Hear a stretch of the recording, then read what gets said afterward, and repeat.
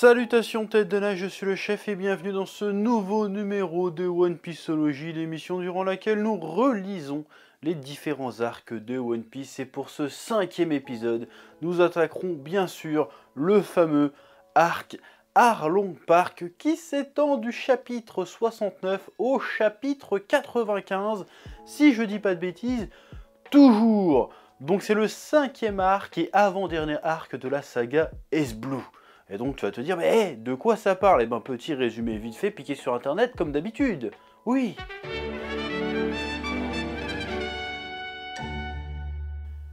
Après avoir volé le Vogue Mary, le bateau de l'équipage du chapeau de paille, Nami rejoint Arlong, un pirate homme-poisson très robuste et convaincu que sa race est supérieure à celle des humains. Elle détrousse en effet les pirates pour son compte, car il retient en otage les habitants de son village.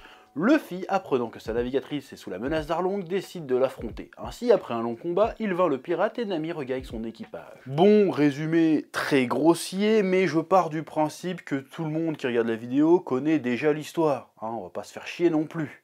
Oui. Alors, comme tu t'en doutes très certainement, j'ai beaucoup aimé cet arc et j'irais même jusqu'à dire que c'est peut-être mon arc préféré jusqu'à maintenant. Et il se peut que la nostalgie n'y soit pas étranger d'ailleurs. Ouais, je me souviens à l'époque, j'avais découvert cet arc en animé quand c'était diffusé One Piece sur Virgin 17. Tu sais, avec la vieille traduction VF pourrie là. Où Usopp il s'appelait Pipo et Sanji il s'appelait Sandy. Ouais, là je te parle de très vieux bail. Oui. Et je me souviens encore de la scène où Luffy pose son chapeau sur la tête de Nami, et qu'il rejoint le reste de l'équipage, et qu'il se tape une marche trop badass jusqu'à Arlong Park. Là, je m'étais dit, pour l'instant One Piece, j'étais pas trop chaud, mais là, ouais. Ouais, c'est stylé sa mère. J'aime cet arc, déjà parce que connaissant la suite, j'ai l'impression qu'on a là le premier vrai prototype d'un arc typique de One Piece. Mais si, je parle du délire où le côté où l'équipage est séparé en arrivant sur une île, ils vivent chacun leur aventure de leur côté, ils fracassent chacun un mini-boss de leur côté, et puis boum, Luffy se pointe pour casser la gueule au gros méchant. Voilà, c'est un peu la recette One Piece finalement. Finalement, ce qui manque vraiment pour que ça soit la vraie recette One Piece, c'est le côté aventure-exploration. Voilà. Donc peut-être qu'à ce moment-là, le vrai premier arc, ça sera peut-être Alabasta. On verra, on en reparlera bien évidemment. Oui. Cet arc, c'est aussi bien évidemment l'arc du personnage Nami, l'arc centré autour du personnage de Nami, seul personnage jusqu'à présent qui n'avait pas encore de réelle origin story. Hein. On connaissait son objectif, enfin son objectif fin en tout cas de récolter un certain nombre de berries pour acheter un village, mais on ne savait pas réellement quelles étaient ses motivations ni pourquoi elle voulait faire ça. Et là, ça va être exploré dans cet arc avec une des histoires les plus tragiques et les plus sombres de One Piece jusqu'à présent. Oui, l'histoire d'une mère adoptive qui essaye tant bien que mal d'élever ses filles et de former une vraie famille, fauchée par la cruauté du monde. Cette histoire nous permet de mieux cerner Nami. Ce n'est plus simplement une grognasse, je veux dire une petite hippie voleuse et cupide qui déteste les pirates. Maintenant, on se rend compte qu'il s'agit pour le moment d'un des personnages qui a le plus souffert du manga, du moins à ce stade du manga, et qui en fait aussi par conséquent le personnage le plus fort. Pas physiquement bien sûr, mais psychologiquement, moralement. Et aussi le personnage le plus mature, forcément. C'est un personnage qui a quasiment tout perdu et qui se bat et est prête à tout, même aux pires bassesses pour protéger le peu qui lui reste. Elle accomplit l'impossible, réunir 100 millions de berries, et ça elle le fait seule. Toutes ces années elle a été réduite en esclavage, torturée et tout le toutim, tout en étant mis au banc par les gens même qu'elle voulait protéger, et elle a supporté ça toute seule. À côté de ça, les rêves de Sanji, Zoro et Luffy, ce sont juste des objectifs de gamins égoïstes, à base de moi-je. Nami, elle a une vraie responsabilité. On nous explique aussi son rapport à l'argent, ce qui nous ramène à la thématique, à la notion de trésor qui a été abordée dans l'arc numéro 2, l'arc Baggy le Clown, durant lequel on a l'impression que Nami n'a pas conscience de ce qu'est un véritable trésor, parce qu'elle parle que de pièces d'argent, de pièces d'or, que de pognon. Eh bien en fait si, elle le sait, et peut-être même mieux que les autres, et elle l'a appris à la dure. Quand elle était gamine, elle n'arrêtait pas de se plaindre à belle-mère, comme quoi elle était pauvre. Puis boum, Arlong se pointe, réclame une somme de ouf aux habitants pour les épargner, mais puisque belle-mère est trop pauvre, elle paye pour ses 2 filles et se laisse tuer par Arlong. Suite à ça, Nami se met à travailler, ou plutôt à servir Arlong. En étant enfermée dans une pièce à dessiner des cartes, en échange de quoi il lui achète tout ce qu'elle veut, et lui donne tout le confort qu'elle souhaite. Nami a compris qu'en fait le fric, elle s'en bat les steaks. Elle a compris trop tard que le vrai trésor c'était sa famille, et sa famille comprend aussi le village. Ce qui nous amène à un autre thème abordé dans les arcs précédents. De toute façon, on va être clair, cet arc c'est un peu un best-of des thématiques qu'on a eu dans tous les arcs jusqu'ici. Hein, comme ça c'est réglé, voilà. La question posée dans cet arc, c'est à qui va la loyauté de Nami? Alors pour les lecteurs, il est évident que la loyauté de Nami va avant tout à sa sœur adoptive et aux gens du village. Le problème qu'a Nami, ce qui lui pose un cas de conscience, c'est qu'elle essaye de rester loyale à tout le monde en même temps. Elle essaye de rester loyale à Arlong, loyale au village, loyale à Luffy et à son équipage. Et c'est pas possible, il va falloir qu'elle fasse un choix. Et selon moi, si elle n'a pas pu faire ce choix pendant tout ce temps, c'est parce qu'elle se méprenait sur la notion de famille, sur ce que signifiait avoir une famille. J'ai l'impression que pour elle, la famille c'est lié avec le sacrifice. C'est-à-dire que pour prendre soin de ta famille et évoluer en famille, il faut être prêt, il faut absolument se sacrifier pour sa famille. Alors que non, la famille c'est aussi l'entraide. C'est pas que se sacrifier, c'est autre chose. Oui.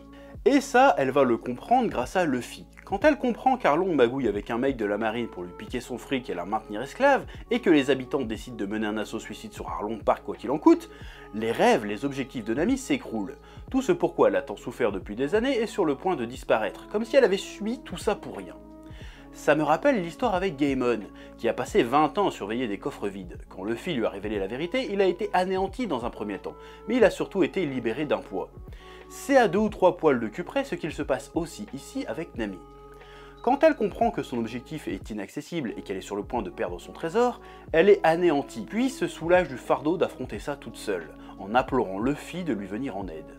Et là, alors que Luffy n'est même pas au courant des bails avec Belle-Mère, Arlong et tout, qu'est-ce qu'il fait? Il prend son chapeau, son trésor le plus précieux, et il le pose sur la tête de Nami, sans poser de questions. Et il part avec son crew direction Arlong Park pour lui péter la gueule. Cette scène dans l'animé est ultra badass, je le rappelle. Ouais. Bref, Luffy qui confie son chapeau à Nami, ça veut dire quoi? Ça veut dire qu'il tient à elle, qu'il la respecte, qu'il l'estime, que c'est un membre de sa famille, que c'est un membre de son équipage. Et peu importe ce qu'elle a fait, il lui pardonne et il est de son côté. Elle a essayé de le trahir, c'est pas grave, il pardonne, il s'en fout. Et peu importe qui c'est, s'il y a un mec qui lui fait pleurer, qui l'a fait pleurer, il s'en bat les couilles. L'important c'est que t'as blessé quelqu'un de ma famille, je vais te niquer ta mère. Donc il lui donne son chapeau et il va direction Arlong Park pour lui péter la gueule. Parce qu'il est comme ça, Luffy. Hein, tu touches à ta clique, à sa clique, tu vas voir qu'ils sont pas tout seuls. Oui. Et là, Nami comprend un truc. Depuis tout ce temps, ce dont elle avait besoin, c'était pas du pognon, c'était d'aide, l'aide de sa famille. Alors elle avait déjà une famille, mais là elle en a trouvé une autre capable de réellement l'aider. Du coup, elle délaissait un peu sa famille de base. Voilà, donc elle a appris que, en fait, une famille, c'est pas que se sacrifier pour elle, c'est qu'elle peut aussi faire des efforts pour toi de manière inconditionnelle. Même si c'est fou, même s'il y a aucune chance, ils vont quand même t'aider. Et ça, c'est beau. Oui. Vas-y, chiale, je sais que t'as envie de chialer là, c'est trop beau ce que je dis. Oui. Tout ça pour dire que le personnage de Nami est quand même vachement intéressant, profond, nuancé, subtil. Voilà, pour l'instant, je crois que c'est un de mes persos préférés de l'histoire, parce que son histoire est vraiment très intéressante et vraiment très cool. Voilà, en tout cas, pour l'instant, nous verrons ce que Oda en fera par la suite. Oui. L'autre gros morceau de cet arc, c'est bien évidemment le méchant, Arlong. J'adore Arlong. Déjà, le design est trop stylé sa mère. Et en plus, on a là un vrai méchant sa race. Cruel, sadique et surtout très très dangereux. C'est le premier méchant qui a vraiment les moyens de ses ambitions. Il est surpuissant, intelligent, a des convictions fortes, maléfiques mais fortes, et ses hommes lui sont extrêmement loyaux, et il leur rend cette loyauté. À bien y regarder, contrairement aux autres adversaires de Luffy, Arlong n'a aucune véritable faiblesse. Baggy manquait d'ambition, Kuro manquait de loyauté, et Krieg, il se surestimait un petit peu. Arlong, il fait ce qu'il dit ce qu'il pense, et il a les moyens de ses ambitions encore une fois. J'ai le sentiment que c'est la première fois que Luffy affronte un pirate accompli, ou en tout cas complet. J'ai même l'impression que la seule erreur d'Arlong, au final, c'est d'avoir fait du mal à Nami. Bon ok, j'exagère, mais tu vois ce que je veux dire. Je ne vois pas de gros désaccords avec Luffy, si ce n'est qu'Arlong fait le mal autour de lui. Arlong a l'air d'être un bon capitaine et un excellent pirate. Luffy ne lui a pas pété la gueule parce que c'est un méchant ou parce qu'il raquette les îles d'Ice Blue, il l'a goumé parce qu'il a fait pleurer sa navigatrice et qu'en plus il l'a revendiqué pour lui. Et je trouve que ça en dit beaucoup sur le personnage de Luffy. Ok, dans le contexte, le gars est un sauveur, un libérateur par la force des choses, mais ce n'est pas ça qui motive Luffy, finalement. il n'est pas venu là en héros. Il a un compte personnel à régler avec Arlong, parce qu'il a fait pleurer sa navigatrice. Ça s'arrête là. C'est pas un héros au sens noble du terme. Il fait des bonnes choses, mais c'est une conséquence de ses actes. C'est pas son but principal. J'ai l'impression qu'il en a même rien à branler que les hommes poissons raquettent les gens, en fait. J'ai l'impression que c'est juste sur le côté « Ah, t'as fait chier Nami, je vais te péter la gueule, j'en ai rien à foutre du reste à côté, je te pète la gueule, c'est tout. » Donc ça, j'aime bien ce délire-là. Ça reste avant tout un pirate. J'aime cette nuance. Et leur combat est plutôt stylé, même si, encore une fois, Luffy domine très largement le combat. Il prend des coups, des gros dégâts, mais j'ai eu plus l'impression que c'est Arlong qui devait sortir toute sa palette de techniques pour essayer d'avoir Luffy, plutôt que le contraire. Luffy est surcheaté, et encore une fois, je comprends le délire, mais j'ai vraiment hâte de le voir un peu en chier pendant les combats. Comme je le disais plus tôt, cet arc est un peu le prototype des arcs de One Piece qu'on aura plus tard. Et une composante de la recette arc de One Piece, c'est les combats des autres membres de l'équipage. Et là aussi, les combats sont stylés. En plus, Oda prend soin d'opposer des adversaires vraiment équivalents en termes de technique de combat. Zoro face au poulpe à 8 sabres, Sanji face au poisson karatéka, et mon combat préféré bien sûr, Usopp face au mec avec sa grosse bouche pistolet à eau. À partir d'Arlong Park, on ressent vraiment qu'on a enfin affaire à un vrai équipage.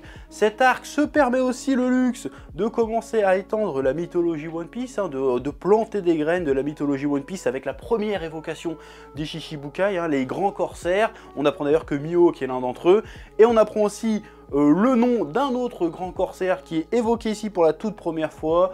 Je parle bien sûr de Jinbei, le capitaine des hommes poissons. Et là j'ai envie de te dire, oh, foreshadowing de génie! Mais j'aime aussi cet arc parce que c'est à partir de ce moment-là que Luffy va faire son entrée lui-même dans cette mythologie de l'univers de One Piece en vainquant Arlong. Parce que sa tête va être mise à prix pour la première fois. Et en vainquant Arlong, il accomplit là sa première quête, sa première conquête et sa première véritable victoire en tant que pirate. Parce que cette victoire est reconnue. C'est-à-dire qu'en vainquant Arlong, il devient le pirate le plus dangereux et recherché d'Ace Blue. Donc voilà, première victoire, première conquête. C'est la première fois qu'il entre son nom dans la légende, j'ai envie de te dire. Et ça, c'est beau, c'est très important. On assiste à la fin d'une ère, parce qu'il a conquis Ace Blue, et au début d'une nouvelle ère. Et j'ai hâte à ce qu'il aille conquérir Grand Line maintenant. Ouais. Tout ça est symbolisé par la première mise à prix de Luffy, 30 millions de berries, bien au-dessus de tous les pirates qu'il a affrontés jusqu'ici. Le moment où son affiche fait le tour d'Ace Blue et de tous les personnages qu'on a croisés est assez classe. On se rend compte alors du chemin parcouru. D'ailleurs, c'est un peu là qu'on commence à comprendre que le système de mise à prix dans One Piece, non seulement il fait très sens, parce qu'effectivement dans notre monde à nous, les pirates étaient mis à prix en fonction de leur dangerosité et de leur, comment ils étaient recherchés, mais on comprend que c'est ça, la rançon qu'on demande, enfin la prime qu'il y a sur la tête des pirates, qui fait un peu office de compteur de puissance dans One Piece. Plus ta prime est élevée, plus a priori t'es un pirate influent, dangereux, et dans le monde de One Piece ça veut aussi bien dire puissant au combat. Et ça c'est plutôt subtil, parce que on n'est pas dans de la puissance brute comme on peut l'avoir dans DBZ ou dans Seven Deadly Sins, où la puissance est vraiment chiffrée, tu vois. Ça peut... C'est un indicateur, mais c'est pas définitif. Ça veut pas dire que parce que t'as 100 millions de berries sur ta tête que Luffy peut pas te péter la gueule, tu vois. C'est ça qui est plutôt intéressant. C'est fait avec pas mal de subtilité. J'aime bien le délire. Ouais, comme ça au moins on se retrouve pas avec des problèmes de « Ouais, ma puissance est de 128 milliards !» Tu sais, ça veut plus rien dire. Dans One Piece, on fait « Non, ma rançon est de 120 milliards. » Tu fais « Ah ouais, toi t'as dû faire des dingueries, c'est tout. » Tu te dis pas forcément que c'est un surhomme, tu vois le truc. Tu comprends ou pas? Oui. D'ailleurs, j'ai fait une vidéo pour parler de la puissance dans les mangas, il me semble, il y a quelques années. Je t'invite à essayer de la trouver sur la chaîne, parce que j'ai la flemme de te mettre la notation là. Mais j'en ai parlé pour expliquer un peu tout ça, c'était très intéressant. Comme d'habitude en fait. Oui. Bref, tout ça pour dire que j'ai trouvé l'arc d'Arlong Park vraiment excellent, et ce à tous les niveaux. Et je ne pense pas me tromper en disant que c'est certainement l'un des premiers arcs de One Piece qui a vraiment marqué les esprits. Je pense que j'exagère pas. Après, bien sûr, il y en a d'autres qui sont venus par la suite, qui sont inoubliables, qui sont incontournables. Mais pour moi, le côté je commence à kiffer One Piece, déjà à l'époque, c'était vraiment à partir d'Arlong Park. Après d'Arlong Park, j'ai fait ouais, là c'est ambitieux, il y a moyen de faire des dingueries. Oui. Et encore une fois, j'ai franchement hâte de découvrir et de redécouvrir la suite des aventures de Luffy et de son équipage. Et j'espère que vous serez au rendez-vous pour les prochains épisodes de One Pieceology. Sur ce, que la passion vous guide, commentaires, like, abonnement, dab, à bientôt.